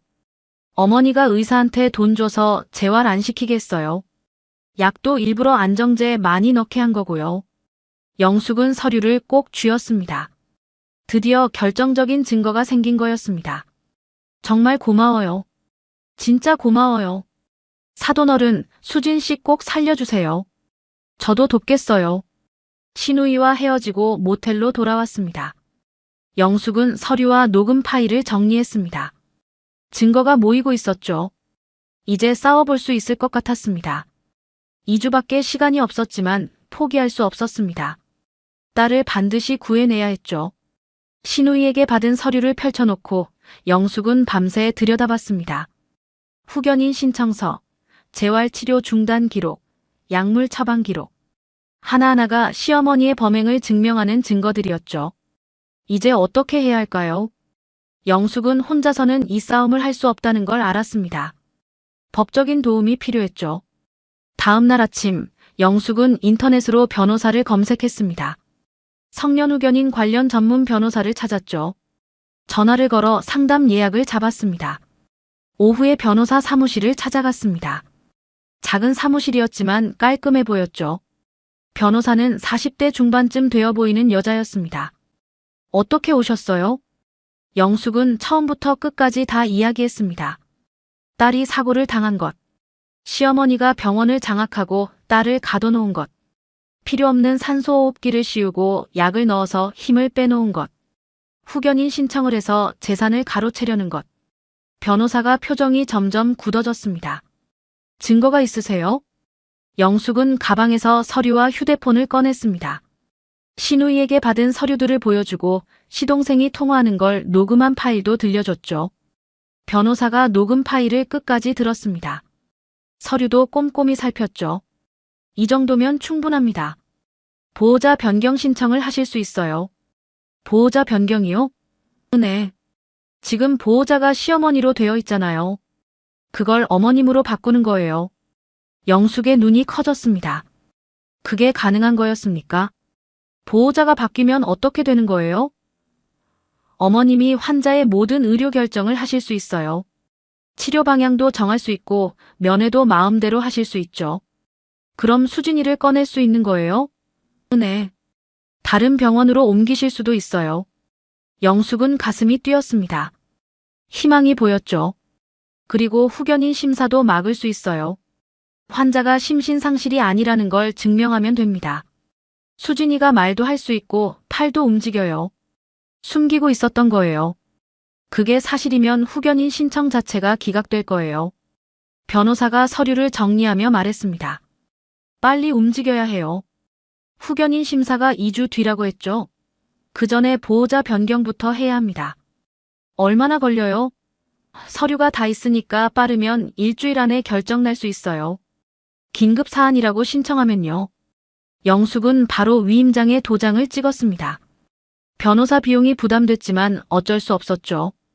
딸을 살리는데 돈이 문제겠습니까? 변호사가 바로 서류 작성에 들어갔습니다. 보호자 변경 신청서, 현 보호자의 의료방해 증거 목록, 환자 상태에 대한 의문 제기서, 여러 가지 서류가 필요했죠. 시어머니 측에서 반박할 거예요. 각오하세요. 어떻게 반박할까요? 아마 어머님이 재산을 노리고 환자를 이용하려 한다고 주장할 거예요. 영숙은 씁쓸했습니다. 재산 때문에 딸을 가둬놓은 건 시어머니인데 오히려 영숙이 재산을 노린다고 할 거라니요. 걱정 마세요. 증거가 충분해요. 녹음 파일이 결정적입니다. 변호사 사무실을 나오면서 영숙은 신우이에게 전화를 걸었습니다. 보호자 변경 신청했어요. 변호사 선임했고요. 정말요? 다행이에요. 저도 계속 도울게요. 혹시 더 필요한 거 있으면 연락드릴게요. 네, 사돈어른. 꼭 이겨야 해요. 며칠이 지났습니다. 법원에서 심리 기일을 잡았다는 연락이 왔죠. 생각보다 빨랐습니다. 긴급 사안으로 신청한 게 효과가 있었던 겁니다. 심리 전날 밤, 영숙은 잠을 이루지 못했습니다. 내일 결과가 어떻게 나올지 불안했죠. 시어머니 측에서 뭐라고 할지도 걱정됐습니다. 아침에 일어나서 제일 좋은 옷을 입었습니다. 법원에 가는 길에 절에 들러 잠깐 기도를 올렸죠. 수진이 좀 살려주세요. 제발요. 법원에 도착하니 변호사가 먼저 와 있었습니다. 심리실 앞에서 잠깐 이야기를 나눴죠. 긴장하지 마세요. 제가 다 알아서 할게요. 네, 알겠어요. 심리실 문이 열렸습니다. 안으로 들어가니 맞은편에 시어머니가 앉아 있었습니다. 비싼 옷을 차려입고 변호사를 옆에 세워두고 있었죠. 영숙을 보더니 눈을 흘겼습니다. 판사가 자리에 앉았습니다. 심리가 시작됐죠. 신청인 측 주장을 말씀해 주세요. 영숙의 변호사가 일어섰습니다. 현재 보호자인 시어머니가 환자의 치료를 방해하고 있습니다. 필요 없는 산소호흡기를 씌우고 과도한 안정제를 투여하고 재활 치료를 중단시켰습니다. 변호사가 서류를 판사에게 제출했습니다. 이 서류는 병원 기록입니다. 재활 치료가 보호자 요청으로 중단되었다고 명시되어 있습니다. 판사가 서류를 살폈습니다. 그리고 이 녹음 파일을 들어주십시오. 법정에 시동생의 목소리가 울려 퍼졌습니다. 약 확인했어. 잘 들어가고 있어. 재활은 계속 안 시키고 있어. 친정어머니한테 문자 보냈어. 형수 핸드폰으로. 시어머니의 얼굴이 하얗게 질렸습니다. 옆에 있던 변호사와 급하게 뭔가를 속삭였죠. 상대 측 주장하십시오. 시어머니 측 변호사가 일어섰습니다. 신청인은 환자의 재산을 노리고 있습니다. 환자의 친정 어머니로서 상속권을 주장하기 위해 보호자 지위를 빼앗으려는 것입니다. 영숙은 분노가 치밀어 올랐습니다. 재산을 노린다고요? 그건 시어머니 쪽이잖아요. 후견인 신청 서류를 보십시오. 영숙의 변호사가 반박했습니다. 시어머니가 먼저 후견인 신청을 했습니다. 환자의 재산을 관리하겠다고요. 재산을 노리는 쪽이 누구인지 명확합니다. 판사가 서류를 비교해봤습니다. 그리고 녹음 파일에서 시동생이 뭐라고 했습니까? 친정어머니한테 가짜 문자를 보냈다고 했습니다. 환자 핸드폰으로요. 이건 명백한 사기 행위입니다. 시어머니 측 변호사가 당황한 기색이었습니다. 준비를 못한 것 같았죠. 판사가 잠시 서류를 검토했습니다. 법정이 조용해졌습니다. 영숙은 손을 꼭 쥐고 기다렸죠. 결정하겠습니다. 판사가 입을 열었습니다. 제출된 증거를 검토한 결과 현 보호자의 의료방해 정황이 인정됩니다. 영숙의 심장이 쿵쾅거렸습니다. 임시 보호자를 신청인 친정어머니로 변경합니다. 환자의 상태를 재확인한 후 본 심리를 진행하겠습니다. 영숙은 귀를 의심했습니다. 이긴 겁니까? 정말 이긴 겁니까? 뭐라고요? 이게 무슨 판결이에요? 시어머니가 벌떡 일어났습니다. 얼굴이 벌겋게 달아올라 있었죠.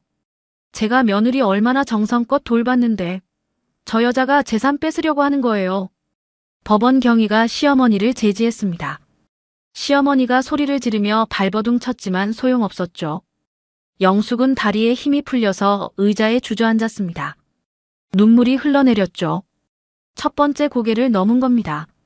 드디어 딸을 합법적으로 지킬 수 있게 됐습니다. 변호사가 영숙 손을 잡아주었습니다. 축하드려요. 이제 병원에 가세요. 딸 만나실 수 있어요. 영숙은 법원을 나와 바로 병원으로 향했습니다. 손에 법원 결정문을 꽉 쥐고 있었죠. 병원 간호사 스테이션에 도착해서 결정문을 내밀었습니다. 저 이제 보호자예요. 법원 결정문이에요. 면회하겠습니다. 간호사가 결정문을 확인하더니 고개를 끄덕였습니다. 네, 확인됐습니다. 들어가셔도 됩니다. 508호 문을 열었습니다. 수진이가 눈을 뜨고 기다리고 있었죠. 마치 엄마가 올 줄 알았다는 듯이요. 영숙이 달려가서 딸 손을 잡았습니다. 수진아, 엄마가 해냈어. 이제 엄마가 보호자야. 수진의 눈에서 눈물이 주르륵 흘러내렸습니다. 입술이 움직였죠. 소리는 나지 않았지만 영숙은 알아볼 수 있었습니다. 엄마. 영숙도 눈물을 쏟았습니다. 딸의 손을 꼭 잡고 한참을 울었죠. 첫 번째 싸움에서 이겼습니다. 하지만 아직 끝이 아니었습니다. 진짜 싸움은 이제부터였죠. 법원에서 승리한 기쁨도 잠시였습니다. 영숙은 곧 시어머니가 가만히 있지 않을 거라는 걸 알았죠. 그 예감은 틀리지 않았습니다. 다음 날 아침, 영숙은 병원으로 향했습니다. 이제 보호자니까 마음대로 면회할 수 있을 거라고 생각했죠. 하지만 간호사 스테이션에 도착하자마자 이상한 분위기를 느꼈습니다. 508호 환자 면회 왔는데요. 간호사가 난처한 표정을 지었습니다. 죄송한데요, 담당 의사 선생님이 면회를 제안하셨어요. 면회 제안이요? 제가 보호자인데요. 어제 법원에서 결정 났잖아요. 간호사가 눈을 피했습니다. 의료진 판단으로 환자 안정이 필요하다고 하셔서요. 당분간 면회를 자제해달라고요. 영숙은 어이가 없었습니다. 법적으로 보호자가 됐는데 면회를 못하게 한다고요? 담당 의사 좀 불러주세요. 직접 얘기할게요. 간호사가 어딘가에 전화를 걸었습니다. 한참을 기다려도 의사는 나타나지 않았죠. 지금 회진 중이셔서요. 나중에 오시래요. 영숙은 분노가 치밀어 올랐습니다. 시어머니가 손을 쓴 게 분명했습니다. 이 병원이 시어머니 손아귀에 있다는 걸 잊고 있었죠. 병원 로비로 내려와서 변호사에게 전화를 걸었습니다. 병원에서 면회를 막아요.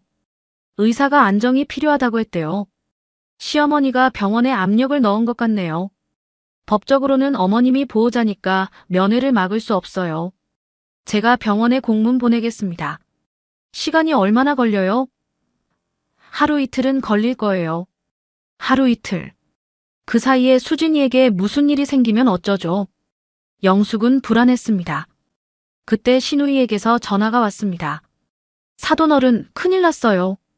무슨 일이에요? 어머니가 병원에 전화해서 난리를 쳤어요. 약 용량을 올리라고 했대요.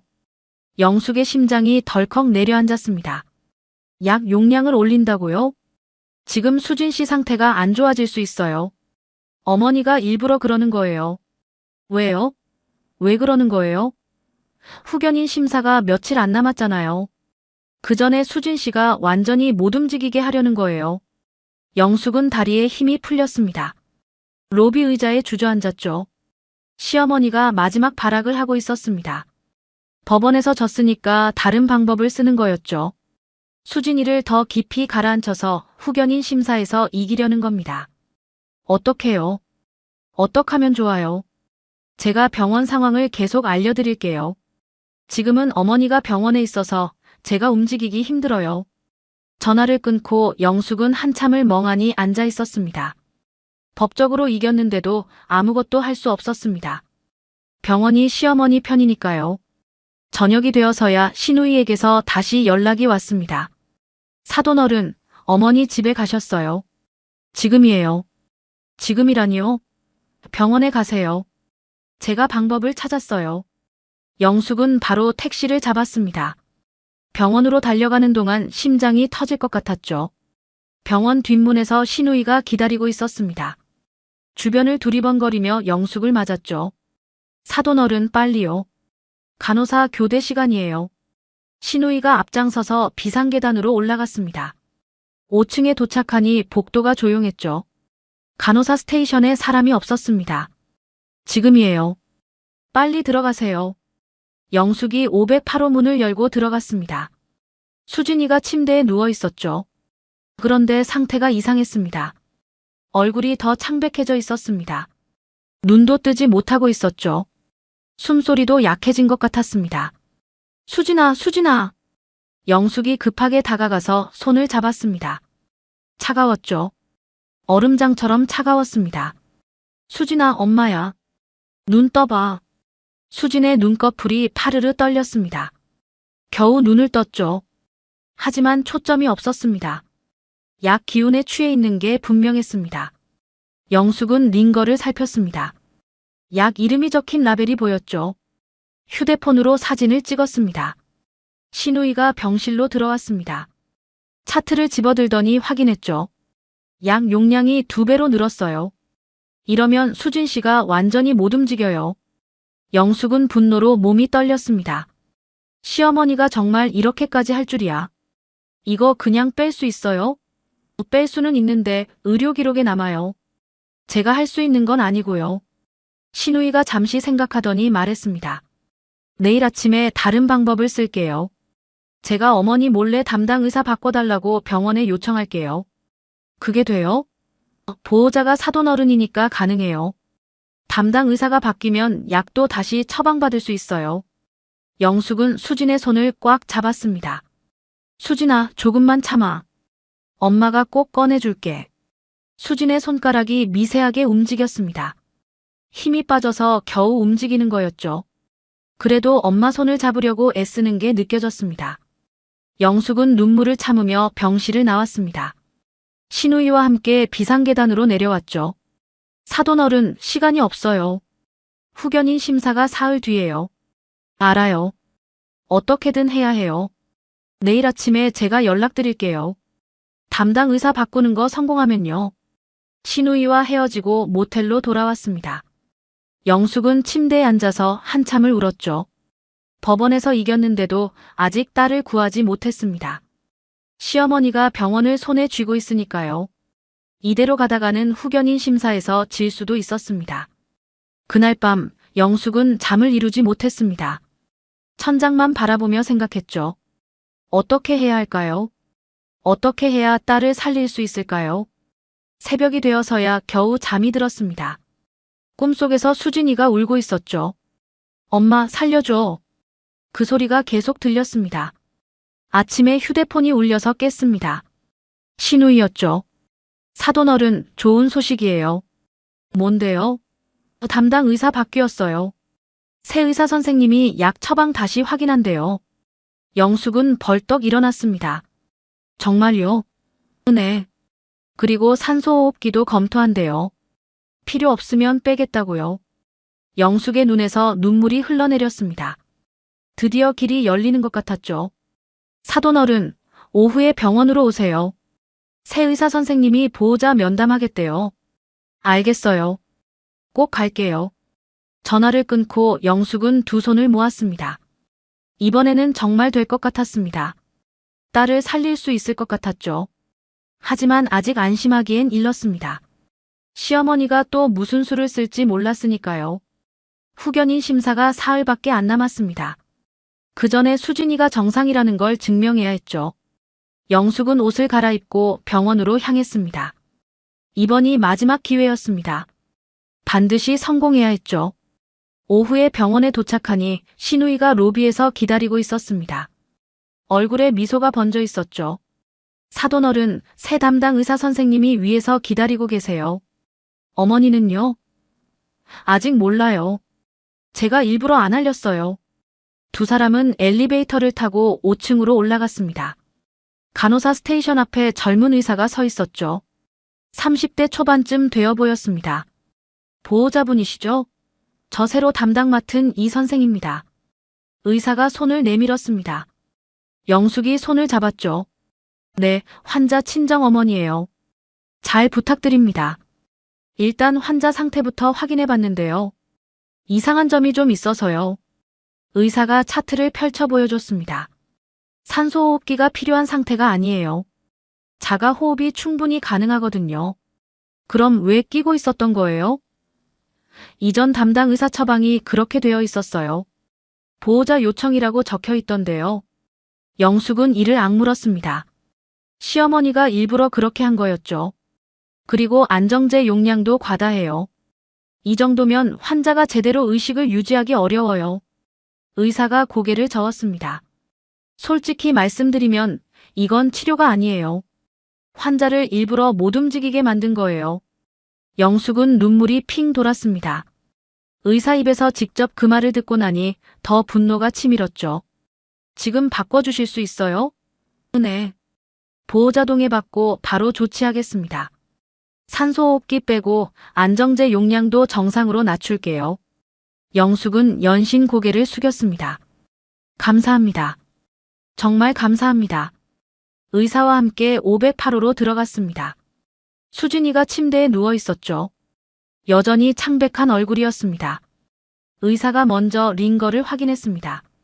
약을 교체하고 용량을 조절했죠. 그리고 산소호흡기에 손을 댔습니다. 보호자분, 산소호흡기 제거해도 될까요? 네, 빼주세요. 의사가 조심스럽게 산소호흡기를 벗겼습니다. 수진이의 얼굴이 드러났죠. 오랫동안 호흡기에 눌려있던 자국이 남아 있었습니다. 수진이가 천천히 숨을 쉬었습니다. 스스로 호흡하는 거였죠. 문제 없었습니다. 환자분, 들리세요? 의사가 수진이에게 물었습니다. 수진이의 눈꺼풀이 떨렸죠. 천천히 눈이 열렸습니다. 숨쉬기 괜찮으세요? 수진이가 입술을 달싹거렸습니다. 그리고 처음으로 소리가 나왔죠. 네. 영숙은 심장이 멎는 줄 알았습니다. 딸 목소리였습니다. 몇 달 만에 듣는 딸 목소리였죠. 수진아. 영숙이 달려가서 딸 손을 잡았습니다. 수진이가 눈에 눈물이 고인 채 엄마를 바라봤죠. 엄마. 목소리가 갈라지고 약했지만 분명한 말이었습니다. 영숙은 눈물을 쏟았습니다. 수진아, 말할 수 있구나. 말할 수 있었구나. 엄마. 왔구나. 수진이의 오른손이 움직였습니다. 엄마 손을 잡으려고 하는 거였죠. 영숙이 손을 내밀자 수진이가 꽉 잡았습니다. 힘은 약했지만 분명한 의지가 느껴졌습니다. 의사가 놀란 표정으로 지켜봤습니다. 환자분, 손 움직일 수 있으세요? 네. 원래 움직일 수 있었어요. 수진이가 힘겹게 말했습니다. 숨기고 있었어요. 무서워서. 의사의 표정이 굳어졌습니다. 상황을 파악한 것 같았죠. 보호자분, 이건 심각한 문제예요. 환자가 원래 움직일 수 있었는데 일부러 못 움직이게 만든 거잖아요. 네. 시어머니가 그랬어요. 재산 때문에요. 영숙은 모든 상황을 의사에게 설명했습니다. 의사가 고개를 끄덕이며 들었죠. 이건 의료 기록에 남겨야 해요. 환자 학대에 해당할 수 있어요. 기록해 주세요. 전부 다요. 의사가 차트에 상세히 기록했습니다. 영숙은 그 모습을 지켜보며 안도했죠. 드디어 증거가 하나 더 생긴 거였습니다. 신우이가 병실로 들어왔습니다. 수진이를 보더니 눈이 커졌죠. 수진 씨, 산소호흡기 빼셨네요. 말할 수 있어요? 네. 형님. 수진이가 힘겹게 웃었습니다. 신우이도 눈물을 글썽였죠. 다행이에요. 정말 다행이에요. 영숙은 변호사에게 전화를 걸었습니다. 수진이가 말할 수 있어요. 손도 움직여요. 의사 선생님이 기록 남기고 계세요. 잘 됐네요. 그럼 후견인 심사에서 이길 수 있어요. 환자가 심신상실이 아니라는 증거가 되거든요. 그리고 수진이가 직접 진술할 수 있어요. 시어머니가 뭘 했는지요. 그거 꼭 받아두세요. 서면 진술서로요. 환자 본인이 쓴 거면 결정적 증거가 됩니다. 전화를 끊고 영숙은 수진이에게 다가갔습니다. 수진아, 진술서 쓸 수 있겠니? 시어머니가 뭘 했는지 적는 거야. 네. 쓸 수 있어요. 영숙이 펜과 종이를 준비했습니다. 수진이가 오른손으로 펜을 잡았죠. 손이 떨렸지만 한 글자씩 또박또박 썼습니다. 시어머니가 산소호흡기를 씌웠습니다. 필요 없는데 말 못하게 하려고요. 안정제도 많이 넣었습니다. 힘을 빼려고요. 시동생이 매일 밤 와서 협박했습니다. 움직이면 더 힘들어진다고요. 수진이가 글씨를 쓰는 동안 눈물이 흘러내렸습니다. 몇 달간 참았던 서름이 터져 나오는 것 같았죠. 친정어머니한테 가짜 문자 보냈습니다. 시동생이 제 핸드폰으로요. 저는 심신상실이 아닙니다. 말도 할 수 있고 손도 움직일 수 있습니다. 진술서가 완성됐습니다. 영숙은 그 종이를 받아들고 눈물을 흘렸죠. 딸이 직접 쓴 증거였습니다. 이제 시어머니가 뭐라고 해도 소용없을 거였습니다. 수진아, 잘했어. 정말 잘했어. 엄마, 고마워요. 살려줘서. 영숙은 딸을 껴안았습니다. 조심스럽게, 아프지 않게요. 수진이도 엄마를 껴안으려고 팔을 움직였죠. 힘없는 팔이었지만 그 마음만은 가득 느껴졌습니다. 그때 병실 문이 벌컥 열렸습니다. 시어머니가 서 있었죠. 얼굴이 하얗게 질려 있었습니다. 뭐야 이게? 뭐라는 거야? 시어머니가 소리를 질렀습니다. 수진이가 움찔했죠. 하지만 영숙이 앞을 가로막았습니다. 사돈어른, 이제 끝났어요. 영숙이 진술서를 들어보였습니다. 수진이가 다 썼어요. 사돈어른이 뭘 했는지요? 시어머니 얼굴이 일그러졌습니다. 그게 무슨 소리야? 내가 뭘 어쨌다고. 산소호흡기 필요 없는 거 알면서 씌웠죠. 안정제도 많이 넣었고요. 재활도 안 시켰고요. 의사가 앞으로 나섰습니다. 환자 상태를 확인했습니다. 산소호흡기가 필요 없었고 안정제 용량도 과다했습니다. 이건 치료가 아니라 학대예요. 시어머니가 뒤로 물러섰습니다. 그게 아니라 내가 며느리 잘 돌보려고 경찰에 신고할 겁니다. 영숙이 차갑게 말했습니다. 환자 감금, 의료방해 사기죄. 가짜 문자 보낸 것도 다 증거 있어요. 시어머니 얼굴이 새파랗게 질렸습니다. 더 이상 할 말이 없는 것 같았죠. 몸을 돌려 병실을 뛰쳐나갔습니다. 영숙은 바로 경찰에 신고했습니다. 녹음 파일, 의료 기록, 진술서. 모든 증거를 제출했죠. 그날 저녁 경찰이 시어머니 집으로 갔습니다. 시동생도 함께 체포됐죠. 환자 감금, 의료법 위반, 사문서 위조. 여러 가지 혐의가 적용됐습니다. 며칠 뒤 후견인 심사가 열렸습니다. 하지만 결과는 이미 정해진 거나 마찬가지였죠. 피후견인이 심신상실 상태가 아님이 확인되었습니다. 후견인 신청을 기각합니다. 판사의 결정이 내려졌습니다. 시어머니의 계획이 완전히 무너진 순간이었죠. 영숙은 법원 밖에서 신우이와 손을 맞잡았습니다. 두 사람 다 눈물을 흘리고 있었죠. 해냈어요. 드디어 해냈어요. 네, 사돈어른. 수진 씨 이제 살았어요. 싸움이 끝났습니다. 길고 힘든 싸움이었죠. 하지만 이겼습니다. 딸을 지켜냈습니다. 법원 앞을 나선 영숙의 발걸음은 어느 때보다 가벼웠습니다. 옆에는 신우이가 함께 걷고 있었죠. 두 사람 모두 눈가가 붉었지만 표정은 밝았습니다. 사돈어른, 정말 수고 많으셨습니다. 신우이가 먼저 입을 열었습니다. 영숙은 손을 내저었습니다. 사돈아가씨가 용기를 내주지 않았으면 저 혼자 어떻게 했겠어요. 정말 고마워요. 신우이는 쓸쓸하게 웃었습니다. 저희 어머니가 그런 분인 줄은 알았지만 이 정도일 줄은 몰랐어요. 동생이 죽고 나서 완전히 변하셨어요. 영숙은 신우이의 손을 잡았습니다. 사돈아가씨 잘못이 아니에요. 사돈아가씨는 옳은 일을 한 거예요. 두 사람은 병원으로 향했습니다. 수진이를 데리러 가야 했죠. 이제 보호자는 영숙이었고 전원 서류도 모두 준비되어 있었습니다. 병원에 도착하니 수진이가 휠체어에 앉아 기다리고 있었습니다. 산소호흡기는 이미 떼어낸 지 며칠이 지났습니다. 얼굴에는 혈색이 돌아와 있었죠. 볼에는 살이 조금씩 붓기 시작했습니다. 눈을 마주치자 수진이가 먼저 웃었습니다. 엄마 왔어요? 목소리는 아직 작았지만 또렷했습니다. 영숙은 그 자리에서 딸을 껴안았습니다. 아무 말도 하지 못했습니다. 그저 딸의 등을 쓸어내리며 울기만 했죠. 한참 뒤에야 영숙이 입을 열었습니다. 수진아, 이제 집에 가자. 엄마랑 같이 가자. 수진이도 눈물을 흘리며 고개를 끄덕였습니다. 신우이도 다가와 수진이의 손을 잡았습니다. 수진아, 미안해. 내가 더 빨리 나섰어야 했는데. 수진이는 고개를 저었습니다. 아니에요, 형님. 형님이 나서주셔서 제가 살았어요. 정말 고마워요. 간호사가 다가와 퇴원 서류를 건넸습니다. 영숙은 서류에 서명을 하며 담당 의사에게 물었습니다. 선생님, 우리 딸 재활하면 정말 나을 수 있는 거죠? 의사는 고개를 끄덕였습니다.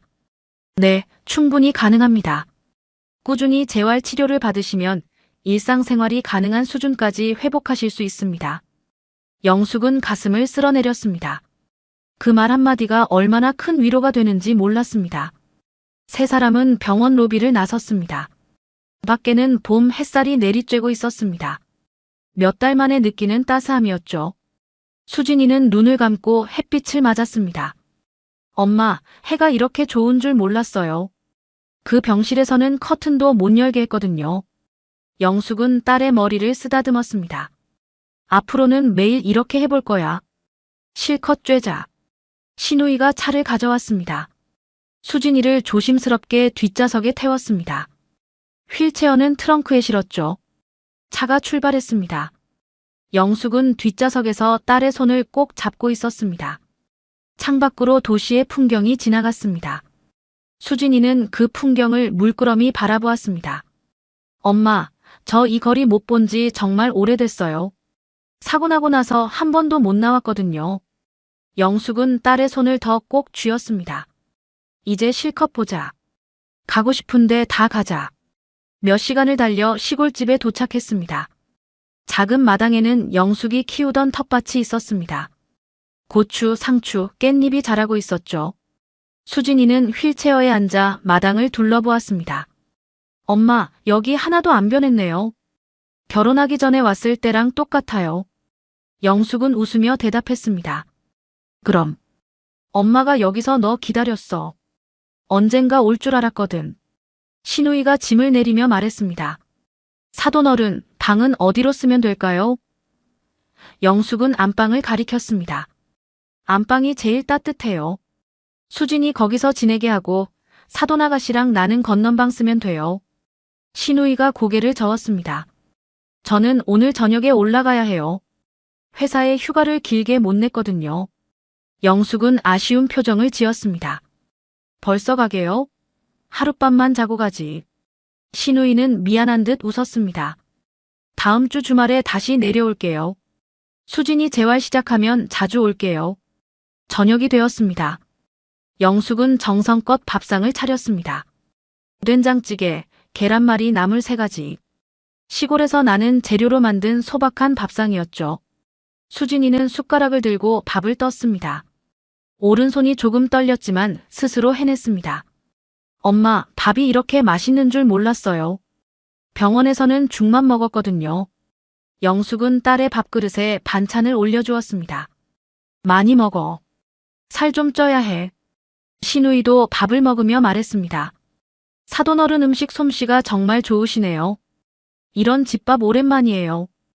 영숙은 신우이의 밥그릇에도 반찬을 올려주었습니다. 사돈아가씨도 많이 먹어요. 그동안 고생 많았잖아요. 밥을 먹고 나서 신우이가 떠날 준비를 했습니다. 현관에서 수진이가 신우이의 손을 잡았습니다. 형님, 정말 고마워요. 형님 아니었으면 저 어떻게 됐을지 몰라요. 신우이는 수진이의 어깨를 토닥였습니다. 수진아, 이제 다 끝났어.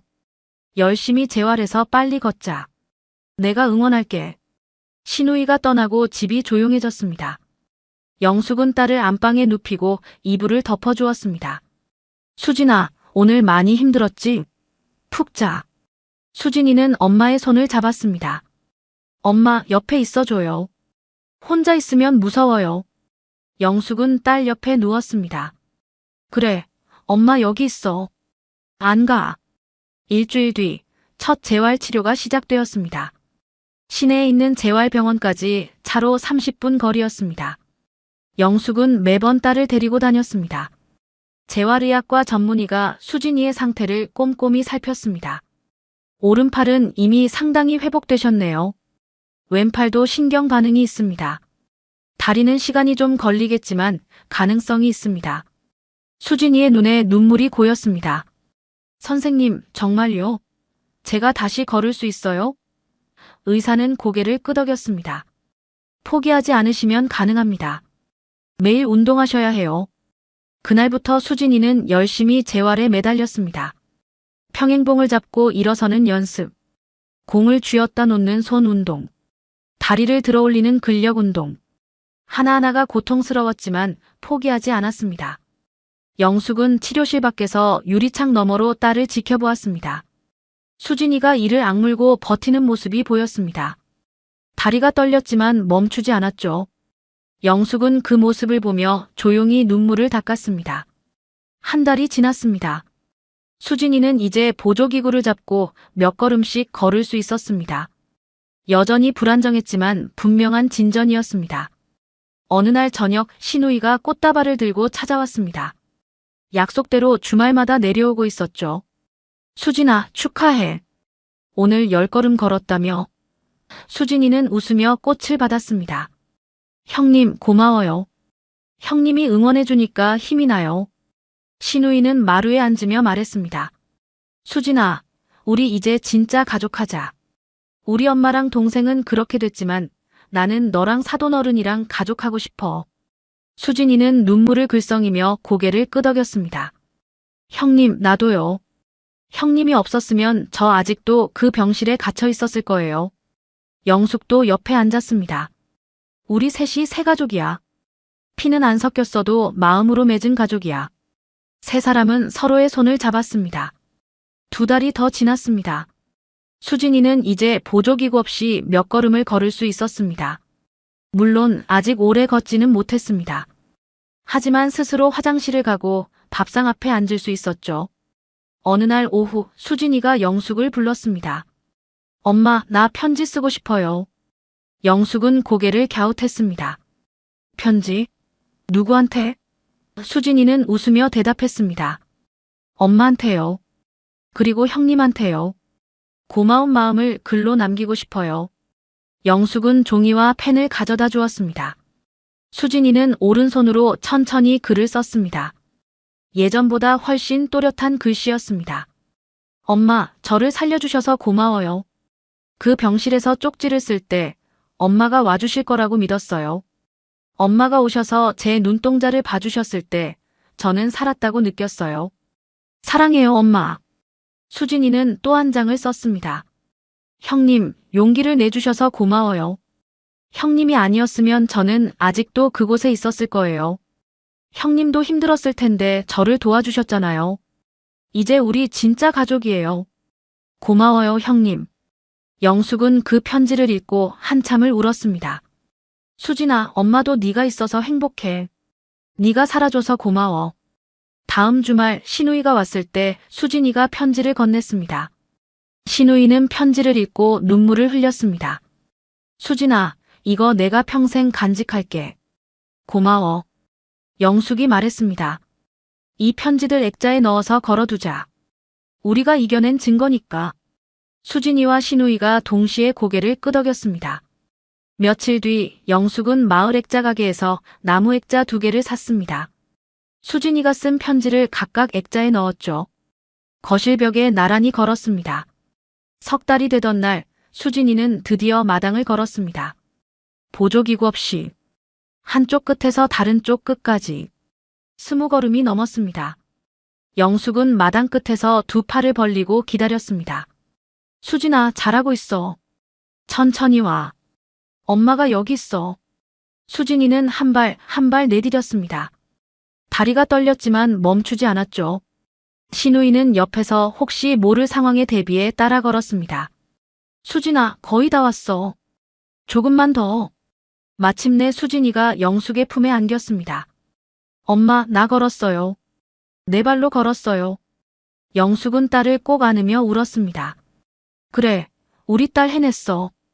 엄마가 다 봤어. 신우이도 두 사람을 안았습니다. 세 사람은 한참 동안 그렇게 서 있었습니다. 마당에 봄바람이 불어왔습니다. 꽃향기가 은은하게 퍼졌죠. 저녁이 되어 세 사람은 마루에 나란히 앉았습니다. 창밖으로 노을이 붉게 물들었습니다. 수진이가 조용히 말했습니다.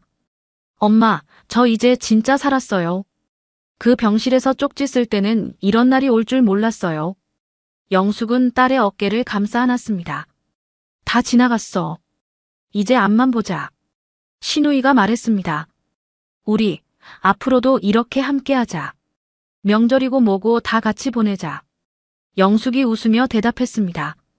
그럼. 이제 우리가 가족이니까. 수진이가 두 사람의 손을 잡았습니다. 엄마, 형님 고마워요. 두 분이 제 가족이에요. 세 사람의 웃음소리가 마당에 퍼졌습니다. 노을은 점점 붉어졌고 하루가 저물어갔습니다. 새로운 가족의 봄이 시작되고 있었습니다.